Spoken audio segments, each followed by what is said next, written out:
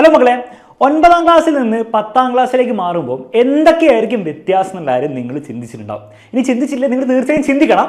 അതിൻ്റെ ഉത്തരമാണ് നമ്മൾ ഈ വീഡിയോയിൽ കണ്ടെത്താൻ പോകുന്നത്. കാരണം നിങ്ങൾ വിചാരിക്കുന്നതിനാണ് കൂടുതൽ മാറ്റങ്ങളുണ്ട്.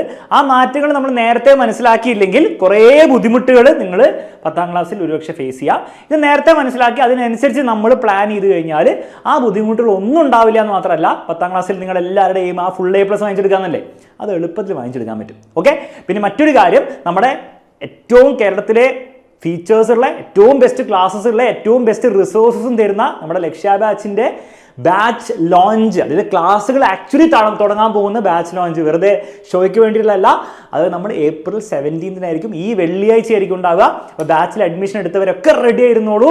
യൂട്യൂബിലായിരിക്കും ബാച്ച് ലോഞ്ച് ഉണ്ടാവുക. അതിനുശേഷം ക്ലാസ്സുകളൊക്കെ ആപ്പിലായിരിക്കും ഉണ്ടാവുക. ബാച്ചിൽ അഡ്മിഷൻ എടുക്കാത്തവർ വേഗം തന്നെ എടുക്കുക. ഫസ്റ്റ് ബാച്ചിൽ തന്നെ പഠിച്ചു തുടങ്ങാൻ വേണ്ടിയിട്ട് മാക്സിമം ട്രൈ ചെയ്യുക കേട്ടോ. അപ്പോൾ 9ാം ക്ലാസ്സും SSLC തമ്മിലുള്ള ആദ്യത്തെ വ്യത്യാസം എന്താണ്? പബ്ലിക് എക്സാമിൻ്റെയാണ്. സാറേ 9ാം ക്ലാസ്സിന് ഞങ്ങൾക്ക് പബ്ലിക് എക്സാം ഉണ്ടായിരുന്നു. ഇവിടെ അതൊന്നും ശരിക്കത്തെ പബ്ലിക് എക്സാം ഒന്നും അല്ല. 10ാം ക്ലാസ്സിൽ എത്തുമ്പോഴാണ് ആ ശരിക്കത്തെ പബ്ലിക് എക്സാമിൻ്റെ ഫീല് നിങ്ങൾക്ക് കിട്ടാൻ പോകുന്നത് എന്ന് മാത്രമല്ല, അതാണ് ശരിക്കത്തെ പബ്ലിക് എക്സാം. മറ്റേത് ഒരു പേരിന് നടത്തുന്നുള്ളൂ. ഓക്കെ, ജസ്റ്റ് നിങ്ങൾ എന്താണ് ആ പരീക്ഷയിൽ സാമാന്യം നല്ല മാർക്ക് കിട്ടിയാൽ നിങ്ങൾക്ക് 10ാം ക്ലാസ്സിലേക്ക് അഡ്മിഷൻ തരും. അതല്ലാതെ നിങ്ങളുടെ 9ാം ക്ലാസ്സിലെ നിങ്ങളുടെ പബ്ലിക് എക്സാമിന് നിങ്ങൾക്ക് കിട്ടിയ മാർക്കിന് വേറെ സിഗ്നിഫിക്കൻസ് ഒന്നുമില്ല. പക്ഷേ 10ൽ അങ്ങനെയല്ല.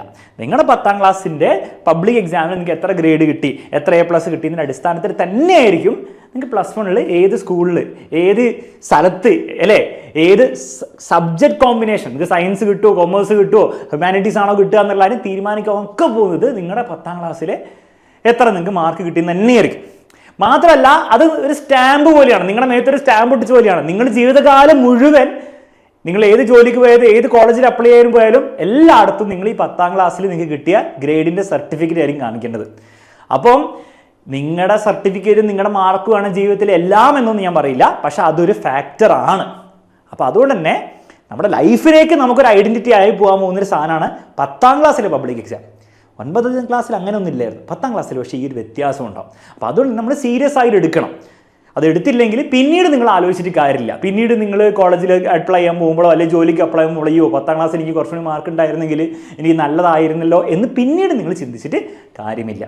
പിന്നെ വേറൊരു കാര്യം ഇതിലുണ്ട് കേട്ടോ. ഈ മാർക്കിൻ്റെ മാർക്ക് ഷീറ്റ് വരാതെ അല്ലാത്ത വേറെ വശത്തിലുള്ളതെന്ന് വെച്ചാൽ, ഇത് നിങ്ങളുടെ ആറ്റിറ്റ്യൂഡിനെ തീരുമാനിക്കാൻ പോകുന്ന ഒരു കാര്യമായിരിക്കും. അതായത് 10ാം ക്ലാസ്സിൽ ഫുൾ A+ കിട്ടിയ കുട്ടിക്ക് ആറ്റിറ്റ്യൂഡ് വേറെ ലെവലായിരിക്കും. ആ കുട്ടി ഭയങ്കര ബുദ്ധിമുട്ടാവുന്നില്ല. ഫോർ എക്സാമ്പിൾ, ഞാൻ 10ാം ക്ലാസ്സിൽ എനിക്ക് ഫുൾ A+ കിട്ടിയ ആളാണ്. പക്ഷേ എനിക്ക് ഭയങ്കര ബുദ്ധിയുള്ളവർ എനിക്ക് തോന്നിയില്ല. പക്ഷേ അത് കിട്ടിയതിന് ശേഷം നമ്മൾ ആ ഒരു ഫുൾ A+ വാങ്ങിച്ച ഒരാളാണെന്നുള്ള ലെവലിലായിരിക്കും നമ്മൾ +1 +2ലേക്ക് കയറുക. പിന്നെ നമുക്ക് എന്താണ്, നമുക്ക് രണ്ട് കാര്യങ്ങളാണ്. ഒന്ന്, നമുക്ക് ഭയങ്കര കോൺഫിഡൻസ് ആയിരിക്കും, എനിക്ക് ഫുൾ A+ വാങ്ങിച്ചെടുക്കാൻ പറ്റും, കാരണം ഞാൻ 10ാം ക്ലാസ്സിൽ വാങ്ങിച്ചെടുത്ത ഒരാളാണ്. രണ്ടാമത് നമുക്ക് മോശമാക്കാൻ പറ്റില്ല, അല്ലേ, നമ്മൾ ഈ ലെവലിൽ എത്തി, ഇനിയിപ്പോൾ അവിടുന്ന് മുകളിലേക്ക് നമുക്ക് ചിന്തിക്കാൻ പറ്റുള്ളൂ. അപ്പോൾ ആ ഒരു മെൻറ്റാലിറ്റി ഷിഫ്റ്റ് വരുത്താൻ ഭയങ്കര അധികം ഹെൽപ്പ് ചെയ്യും. നേരെ മറിച്ച് നിങ്ങൾ 10ാം ക്ലാസ്സിൽ നിങ്ങൾ ഏതെങ്കിലും സബ്ജക്റ്റിൽ തോറ്റുപോയി അല്ലെങ്കിൽ ഭയങ്കര മോശം ഗ്രേഡ് ആണെങ്കിൽ നമ്മുടെ മെൻറ്റാലിറ്റി, നിങ്ങൾ ഭയങ്കര കഴിവുള്ള കുട്ടിയായിരിക്കും, പക്ഷേ നിങ്ങളുടെ മെൻറ്റാലിറ്റി താഴേക്ക് പോകും. അത് പിന്നീടുള്ള നിങ്ങളുടെ പഠനത്തിനൊക്കെ ഹെൽപ്പ് ചെയ്യും, അല്ല എഫക്റ്റ് ചെയ്യും, ഹെൽപ്പും ചെയ്യാം മോശമാക്കുകയും ചെയ്യാം. അതാണ് ഞാൻ പറഞ്ഞത്. അപ്പോൾ ആ ഒരു രീതിയിൽ 9ാം ക്ലാസ്സിൽ ആ സംഭവങ്ങളൊന്നുമില്ല, 10ാം ക്ലാസ്സിൽ ഈ സംഭവം ഉണ്ടാവും. ഇതിൻ്റെ പുറമെ ടീച്ചേഴ്സും സ്കൂളിൽ നിന്നുള്ള വേറെ ആൾക്കാരും പേരൻസും കുടുംബക്കാരും ഒക്കെ തരുന്ന ഒരു പ്രഷർ ഉണ്ടാവും. അതിന് നിങ്ങൾ ഓവർ കാര്യമായിട്ട് എടുക്കേണ്ട ആവശ്യമില്ല. പക്ഷേ ഇതിന് സിഗ്നിഫിക്കൻസ് വളരെയധികം ഉണ്ടെന്നുള്ള റിയാലിറ്റി നമ്മൾ അക്സെപ്റ്റ് ചെയ്തേ പറ്റുള്ളൂ. അതാണ് ഫസ്റ്റ് വ്യത്യാസം. രണ്ടാമത്തെ വ്യത്യാസം എന്ന് പറഞ്ഞാൽ ഡിഫിക്കൽട്ടിയാണ്. സബ്ജക്റ്റ് വൈസ് നമ്മൾ നോക്കുകയാണെങ്കിൽ 9ാം ക്ലാസ്സിൽ ഫിസിക്സ് നിങ്ങൾക്ക് ഉണ്ടായിരുന്നു, 10ാം ക്ലാസ്സിൽ ഫിസിക്സ് ഉണ്ട്. ഓൾമോസ്റ്റ് സെയിം ചാപ്റ്റേഴ്സിന് എണ്ണമൊക്കെ സെയിം ആണ്, സോഷ്യലിലും ബയോളജിക്കൊക്കെ സെയിം ആണെങ്കിലും കണ്ടന്റ് കുറച്ചും കൂടി സീരിയസ് 10ാം ക്ലാസ്സിലെയാണ്. ഓക്കെ, മാത്രമല്ല അതിനേക്കാളും കൂടുതൽ പ്രശ്നം വരുന്നത് ക്വസ്റ്റ്യൻ പേപ്പറിൻ്റെ കാര്യത്തിൽ വരുമ്പോഴാണ്. ക്വസ്റ്റ്യൻ പേപ്പറിൽ നമ്മൾ നോക്കുകയാണെങ്കിൽ 9ാം ക്ലാസ്സിൽ നിങ്ങൾ ജസ്റ്റ് പാസ്സാക്കി വിടാൻ വേണ്ടിയിട്ടാണ് ഒരു ഉദ്ദേശം. 10ാം ക്ലാസ്സിൽ അങ്ങനെയല്ല. 10ാം ക്ലാസ്സിൻ്റെ മാർക്കിൻ്റെ അടിസ്ഥാനത്തിലാണ് നിങ്ങൾക്ക് ഏത് കോളേജിലും ഏത് സ്കൂളിൽ അഡ്മിഷൻ കിട്ടണമെന്നൊക്കെ തീരുമാനിക്കപ്പെടുക എന്നുള്ള കാര്യം ഈ ക്വസ്റ്റ്യൻ പേപ്പർ സെറ്റ് ചെയ്യുന്ന ആൾക്കാർക്ക് നല്ല ബോധമുണ്ട്. അതുകൊണ്ട് തന്നെ നല്ല കുട്ടികളെ മാറ്റി നിർത്തി, മീഡിയം കുട്ടികളെ മാറ്റി നിർത്തി, മോശം കുട്ടികളെ നിങ്ങൾ മോശമായിട്ടില്ല, മാർക്കിൻ്റെ അടിസ്ഥാനത്തിൽ മോശമുള്ള ആൾക്കാരെ മാറ്റി നിർത്താൻ വേണ്ടിയിട്ടുള്ള എല്ലാ പരിപാടികളും അവിടെ ഒരു സെറ്റാക്കി വെച്ചിട്ടുണ്ട്. അതുകൊണ്ട് തന്നെ എന്ത് ചെയ്തിട്ടുണ്ട്, നിങ്ങൾക്ക് അറിയായിരിക്കും പുതിയ പാറ്റേൺ പ്രകാരം ഓൾമോസ്റ്റ് 30% പാസ്സാകാൻ വേണ്ടിയിട്ട് ഈസി ചോദ്യങ്ങളായിരിക്കും. പലരും അതുപോലും കിട്ടാറില്ല. വേറെ കാര്യം, 50% ഒരു മീഡിയം ലെവൽ ക്വസ്റ്റ്യൻസ് ആണുള്ളത്. അത് അത്യാവശ്യം കോൺസെപ്റ്റ് അറിയുന്നവർക്ക് ചെയ്യാൻ പറ്റുന്നതാണ്. 20% ആക്ച്വലി ടഫ് ആയിരിക്കും. അതായത് A+ കിട്ടണമെങ്കിൽ നന്നായി പഠിച്ചേ പറ്റുള്ളൂ. എന്നാൽ ഈ 20% ചോദ്യങ്ങൾ ഉത്തരം പറയാൻ പറ്റുള്ളൂ. A+ നിങ്ങൾക്ക് A ഗ്രേഡ് വരെ, A+ A ഗ്രേഡ് നിങ്ങൾക്ക് ഉറപ്പാക്കണമെങ്കിൽ ഇത് ഈ ലെവലിലെത്തണം. അപ്പോൾ ആ വേർതിരിക്കാൻ വേണ്ടിയിട്ട് മൊത്തത്തിൽ ക്വസ്റ്റ്യൻ പേപ്പർ നിങ്ങൾ 9ാം ക്ലാസ്സിൽ പോലെ ആയിരിക്കില്ല, കുറച്ചും കൂടി ഡിഫിക്കൽട്ടി കൂടിയതായിരിക്കും. നന്നായിട്ട് പഠിക്കുന്ന ഒരു കുട്ടിക്ക്, അതായത് ആദ്യം മുതൽ അവസാനമുള്ള സർക്കസിൻ്റെ കാര്യമല്ല ഞാൻ പറയുന്നത്, ആദ്യം മുതലേ കോൺസെപ്റ്റ് ഒക്കെ മനസ്സിലാക്കി നന്നായിട്ട് ക്വസ്റ്റ്യൻ ഒക്കെ പ്രാക്ടീസ് ചെയ്ത് ആദ്യം മുതൽ തന്നെ നന്നായി പഠിച്ച് പിന്നെ അവസാനം ഒരു സർക്കസും കൂടി കളിക്കുന്ന കുട്ടിക്ക് എന്ത് ചെയ്യാൻ പറ്റുള്ളൂ, A+ കിട്ടാവുള്ളൂ എന്നുള്ള ലെവലിലാണ് പുതിയ പാറ്റേൺ പോകുന്നത്. പണ്ട് അങ്ങനെ അല്ലായിരുന്നു. 2-3 വർഷം മുമ്പ് എല്ലാവർക്കും A+ വാരിക്കോരി കൊടുക്കുന്ന പരിപാടിയായിരുന്നു ഉള്ളത്. പിന്നെ ഗവൺമെന്റ് മനസ്സിലായി അതുകൊണ്ട് കാര്യമില്ല, കാരണം A+ കിട്ടിയ കുട്ടികൾക്ക് പോലും എന്ത് ചെയ്യുന്നില്ല, +1 സയൻസ് കിട്ടുന്നില്ല, നല്ല സ്കൂൾ അഡ്മിഷൻ കിട്ടുന്നില്ല, കാരണം എല്ലാവർക്കും A+ ആണ്. അപ്പോൾ വേർതിരിക്കാൻ പറ്റുന്നില്ല. അപ്പോൾ ഈ വേർതിരിക്കാൻ വേണ്ടിയിട്ടാണ് ഈ രീതിയിലാക്കിയത്. അത് റിയാലിറ്റി നമ്മൾ മനസ്സിലാക്കണം. നിങ്ങളുടെ സീനിയേഴ്സിനോട് ചോദിച്ചിട്ടും കാര്യമില്ല, കാരണം അവരിതിലൂടെ കടന്നു പോയിട്ടില്ല. അവർക്ക് ഈസി ആയിട്ടുള്ള രീതിയിലാണ് A+ കിട്ടിക്കൊണ്ടിരുന്നത്. അപ്പം 2 വർഷം മുമ്പ് A+ കിട്ടിയ ആൾക്കാരോട് നിങ്ങൾ ചോദിക്കുക പോലും വേണ്ട അഡ്വൈസ്, അത് കൂട്ടില്ല. ഇനി കളി മാറാൻ പോവാണ്. അപ്പോൾ ഡിഫിക്കൽട്ടി മൊത്തത്തിൽ മാറും. സബ്ജക്റ്റ് കുറച്ച് ഡിഫിക്കൽട്ട് ആയതുകൊണ്ടല്ല, ക്വസ്റ്റ്യൻ പാറ്റേൺ ഡിഫിക്കൽട്ട് ആയതുകൊണ്ട്, ക്വസ്റ്റ്യൻ പേപ്പർ ഇതുപോലെ ടഫ് ആവാൻ പോകുന്നത് കൊണ്ടാണ്. ഈ വർഷമാണ് ഈ ഡിഫറൻസ് വന്നത്. അതായത് നിങ്ങളുടെ സീനിയേഴ്സ് എഴുതിയ 10ാം ക്ലാസ്സിലെ പേപ്പറിലാണ് ഈ ഡിഫറൻസ് വന്നതെങ്കിലും അത് ഫസ്റ്റ് ഇയർ ആയതുകൊണ്ട് ഈ പരിപാടി ഒന്നും ചെയ്തിട്ടൊന്നുമില്ല അവർ. ഞാൻ പറയുകയാണെങ്കിൽ ഒരു 50% ഈസി ആയിരുന്നു ഈ വർഷം, ഒരു 40% ആവറേജ് ഒന്നും 10% അവർ ടഫ് ആക്കിയിട്ടുള്ളൂ. അതെന്തുകൊണ്ടാണ്? അതുകൊണ്ടെന്ന് വെച്ചാൽ ഫസ്റ്റ് ഇയർ ആണല്ലോ, സിലബസും മാറി, പാറ്റേൺ മാറി, എല്ലാം കൂടെ തലവേദന കൊടുക്കണ്ടെന്ന് വിചാരിച്ചിട്ട് ഭയങ്കര ബുദ്ധിമുട്ടാക്കിയില്ല. പക്ഷെ നിങ്ങൾക്ക് അങ്ങനെ ആയിരിക്കില്ല. നിങ്ങൾക്ക് എന്താണ്, അത് ആക്ച്വലി ഈ ലെവലിലാക്കും. അതൊരു മോശം കാര്യമായിരുന്നു എടുക്കേണ്ട ആവശ്യമില്ല. നന്നായിട്ട് പഠിച്ചാലേ A+ കിട്ടുള്ളൂ, അതുപോലെ. അതല്ലാതെ എല്ലാവർക്കും A+ കിട്ടിയിട്ട് അപ്പോൾ എന്താണുള്ള പ്രശ്നം വെച്ചാൽ നിങ്ങൾക്ക് ഒരു ഗുണം ഉണ്ടാവില്ല. മനസ്സിലായി? അപ്പോൾ ആ ഒരു രീതിയിൽ കാണണം.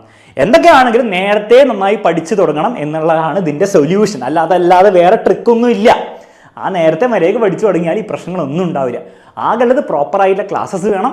ക്ലാസ്സസ് മാത്രമല്ല, ഇത് ചെയ്യാൻ വേണ്ടി ടഫായിട്ടുള്ള ചോദ്യങ്ങളൊക്കെ ചെയ്യണമെങ്കിൽ നല്ല ടഫായിട്ടുള്ള ചോദ്യങ്ങൾ നേരത്തെ പഠിക്കണ്ടേ, ആ ലെവലുള്ള ചോദ്യങ്ങൾ പഠിക്കണ്ടേ.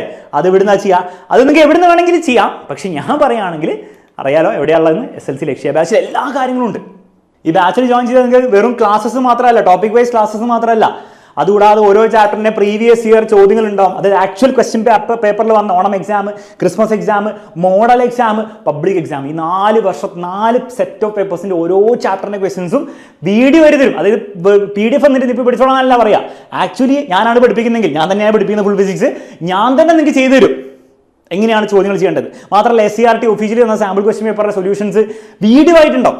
ടെക്സ്റ്റ് ബുക്കിലെ കംപ്ലീറ്റ് ക്വസ്റ്റ്യൻസ് വീഡിയോ ആയിട്ടുണ്ടാവും. മുഴുവൻ സാധനങ്ങൾ വീഡിയോ ആയിട്ടുണ്ടാവും. ഇത് കൂടാതെ നിങ്ങൾക്ക് എന്ത് കിട്ടും? നിങ്ങൾക്ക് എക്സ്ട്രാ ഒരു ഫുൾ സെറ്റ് ബുക്ക്, എക്സാമിനറിന്റെ മുഴുവൻ സെറ്റ് ബുക്കും കിട്ടും.